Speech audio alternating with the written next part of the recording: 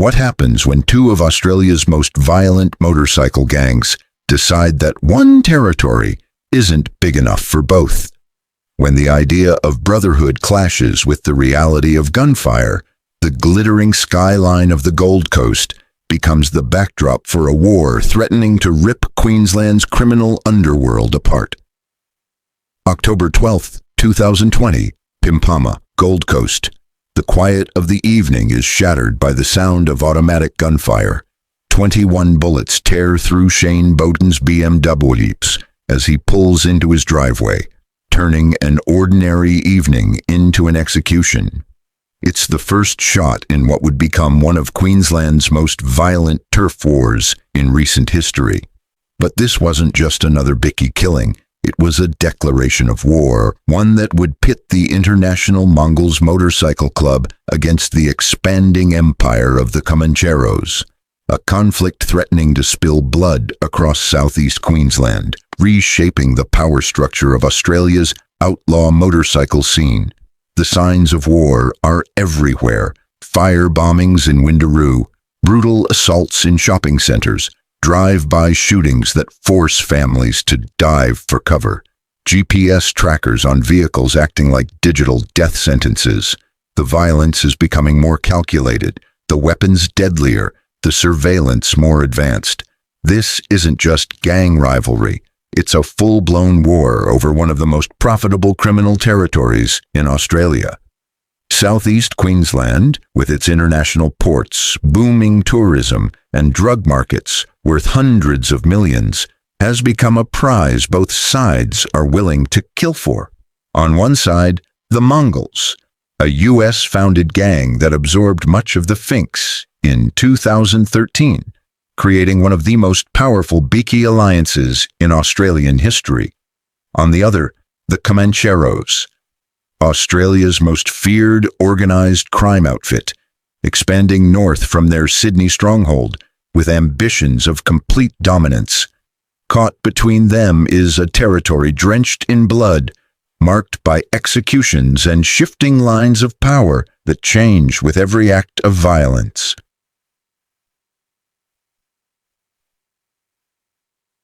Chapter 1. The Mongols marched north. To understand the current conflict, we go back to 2013, a turning point in Queensland's criminal underworld. That year, the US-born Mongols Motorcycle Club, known for recruiting Hispanic veterans, made a strategic move in anticipation of anti-gang laws being introduced in Queensland. In October 2013, the Mongols absorbed around 90% of the Finks membership in what became the largest motorcycle club patchover in Australian history. With roughly 400 members and chapters across every major Australian state, the Mongols quickly became a dominant force. But with that power came inherited rivalries, old debts, and enemies. The integration brought internal tensions too. Many ex-Finks members carried long-standing conflicts with them, and as the American-style Mongols tried to control local networks, resistance grew. Though designated an outlaw motorcycle gang by the federal police, the real challenge was enforcing that power on the ground. The first real test came with Shane Bowden, a man whose life and violent death would define the shape of the Bikie Wars for years to come. Bowden had joined the Mongols from the Finks in 2013, but was later expelled for attacking another member. He rejoined the Finks shortly before his death. His return wasn't just a personal choice, it was a political one. Authorities believe his recruitment efforts made him a threat, possibly triggering his assassination. His murder wasn't just an isolated execution, it was the spark that ignited Queensland's most sustained period of Bikie violence. Chapter 2. Blood in the Driveway. October 12, 2020, 6:30 p.m. Shane Bowden pulled into his Pimpama unit complex, likely thinking about his evening ahead. He had no idea that he had been tracked for weeks with a GPS device hidden beneath his car. His murder was not random. It was an organized hit, executed with military precision. Bowden was ambushed in his black BMW by two hooded gunmen who fired 21 shots, 19 from a machine pistol and 2 from a shotgun, before fleeing in a getaway car. Police later discovered the tracking device under his car. His engine was still running when officers arrived to find him slumped in the driver's seat. The volume and nature of gunfire, military-grade weaponry used in a suburban neighborhood, sent a brutal message. This was more than a killing. It was a warning to anyone considering defying the Mongols. CCTV captured the moment. Bowden pulls into a garage. Two offenders, masked and armed, sprint from nearby bushland and open fire. Their swift, calculated movements resemble trained professionals more than street criminals. This was not a drug deal gone wrong.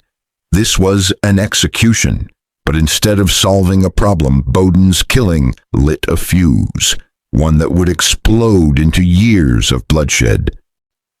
Chapter 3. The fight back. Bowden's death shook Queensland's underworld, especially the Finks, who viewed it as a declaration of war. The group, weakened but not destroyed after the 2013 patchover, retaliated swiftly and viciously. June 5, 2021, Windaroo. A barbershop was firebombed, an attack on a civilian business, showing how the war was spilling into the public. June 7, 2021, Southport Mongols and Finks clashed in a broad daylight brawl at the Australia Fair shopping centre. This was no longer behind closed doors. This was public warfare in spaces where children played and families shopped. Documents later revealed that Mongols and Finks chapters between Logan and the New South Wales border had been issued attack-on-site orders. Members of either club were to be assaulted or killed immediately upon being spotted, no matter the time, place, or consequences. This was no longer a local feud. It was a full-scale war stretching across one of Australia's busiest and most populated corridors. And while the Mongols and Finks tore each other apart, another power was watching closely, waiting for the perfect moment to make their own move into Queensland's destabilized criminal empire. Chapter 4. Comanchero Expansion Plans. While the Mongols and the Finks were locked in a bloody turf war across Southeast Queensland, the Comancheros were quietly executing a plan of their own. A calculated expansion into what they saw as Australia's most valuable yet vulnerable criminal territory. Brisbane is now firmly in the sights of the notoriously violent Comanchero Motorcycle Club, as it seeks to strengthen its Queensland presence amid escalating tensions between local rival gangs. Their interest in Queensland was not random, it was strategic. Brisbane and the Gold Coast offer drug markets worth hundreds of millions of dollars, ports ideal for international importation, and a criminal landscape weakened by internal warfare. According to reports, the Comancheros entered discussions with members of the Bandidos Brisbane Centro chapter, aiming to recruit and patch over several members. This move came shortly after the Comancheros established a chapter on the Gold Coast. Rather than declare war, their expansion strategy focused on internal recruitment, offering better opportunities, superior organization, and international criminal connections to existing Bikie members. This strategy alarmed the Bandidos' national leadership, prompting a directive for senior members nationwide to cut all ties with the Brisbane Centro chapter. The response underscored the threat posed by the Comancheros. The idea of losing an entire chapter to a rival was serious enough to fracture long-standing alliances. The Comancheros have a violent legacy, most infamously marked by the 1984 Milpera massacre, a shootout with the Bandidos that left 7 dead and 28 injured. This was more than historical reference, it was a warning. The Comancheros have always used violence to achieve their goals. Their expansion coincided with police investigations into 2 drive-by shootings targeting the rebels on Brisbane's southern outskirts. The timing wasn't accidental. The Comancheros were moving in just as rival clubs were weakened by internal turmoil and law enforcement pressure. But this wasn't just about competing for influence. The Comancheros were aiming for total domination, making war not just likely, but inevitable. Chapter 5. The Rebels Crumble. As the Comancheros planned their Queensland conquest, another major shift was unfolding: the dramatic collapse of the Rebels Motorcycle Club, once Australia's largest outlaw gang. The Rebels fell into disarray following one of the largest mass resignations in Australian underworld history, triggered by an interstate civil war. The crisis began in Western Australia but quickly spread across the country, including Queensland. The club's decline created a power vacuum ripe for exploitation by more organized and ruthless outfits. Vacuum ripe for exploitation by more organized and ruthless outfits. The trigger came when senior rebels in Western Australia felt abandoned by their national leadership during a violent standoff with the Mongols.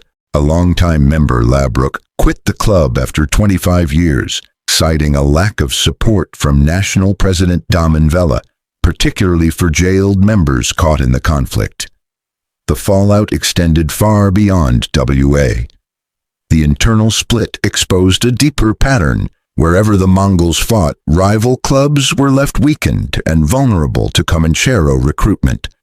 The violence used by the Mongols to expand their territory was, paradoxically, creating opportunities for their most dangerous competitors. Several high-profile rebels from the East Coast defected to the Comancheros, lending legitimacy to the switch. At least 6 Western Australian rebels also patched over. These weren't isolated incidents. They were part of a broader strategy. The Comancheros were actively recruiting the most experienced members from rival organizations to build the most powerful criminal network in the country. Australia's most feared organized crime syndicate was not a media invention. It was a reflection of years of calculated growth, ruthless ambition, and brutal enforcement. But this rising empire was now on a direct collision course with the Mongols, who had no plans to surrender any of the territory they'd bled to control. Chapter 6. Countdown to War.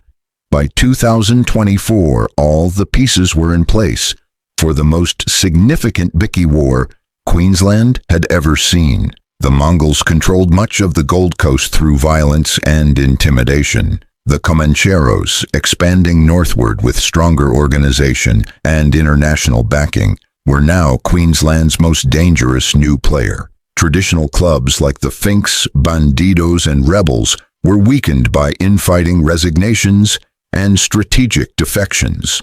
Recognizing the threat, authorities launched Task Force Morpheus, a coordinated effort between Australian and New Zealand police and government agencies to disrupt outlaw motorcycle gangs. On Thursday, November 28th, specialist police executed 33 search warrants targeting the Comancheros. They uncovered weapons, ammunition, large amounts of cash, jewelry, and drugs, including methamphetamine and cocaine.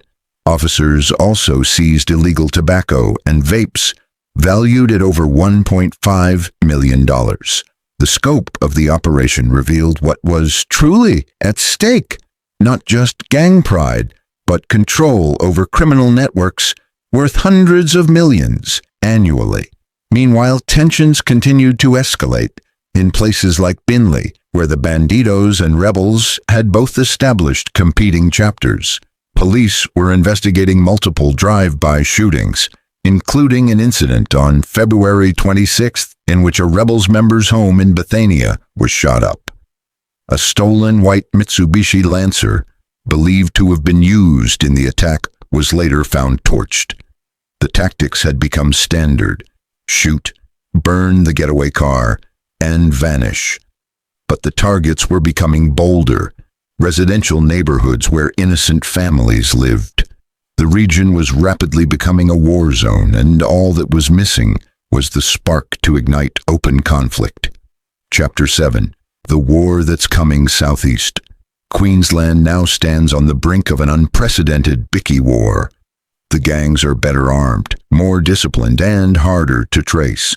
They no longer rely on visible clubhouses or patched vests. Instead, they operate from legitimate businesses, exploiting legal loopholes and avoiding consorting laws. These new tactics make gang activity harder to detect, prevent, or prosecute. The repeal of strict anti-bikie laws in Queensland has allowed these groups to re-establish footholds, often with little resistance.